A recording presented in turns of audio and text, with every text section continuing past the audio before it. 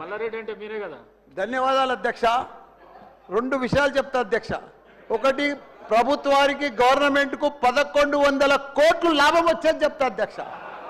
రెండోదేమో మా మేడ్చల్ కౌన్సిలర్లు, కార్పొరేటర్లు, సర్పంచ్ల బాధ చెప్తా అధ్యక్ష. 2 నిమిషాలు.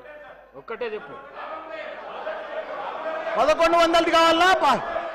1 నిమిషంలా. నువ్వు నంబర్ 1 మినిస్టర్ అన్నా, నువ్వు మా ఇన్ఛార్జ్ మంత్రివి, నీకే చెప్తున్నా, మా ఇన్ఛార్జ్ మంత్రి అని చెప్తున్నా.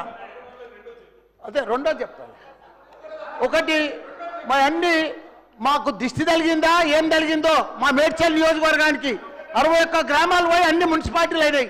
3 కార్పొరేషన్లు ఉన్నాయి, 7 మున్సిపాలిటీలు ఉన్నాయి. ఇంకా మనం 3 మున్సిపాలిటీలు చేసిర్రు. మాకు కౌన్సిలర్లు, కార్పొరేటర్లు అంతా కూడా 10 ఏళ్ల కోసం రిజర్వేషన్ తెచ్చినుండ్రి మా టీఆర్ఎస్ ప్రభుత్వం. ఇప్పుడు 5 ఏళ్లలోనే మొత్తం సమాప్తి చేసిరు కాబట్టి వాళ్ళంతా బాధపడుతుండ్రు.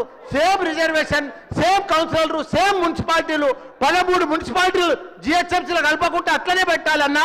దయచేసి శ్రీధర్ అన్న అదొక్కటి మనవి. రెండోది, మీకు లాభం వచ్చేది చెప్తా. 1100. మంత్రి గారు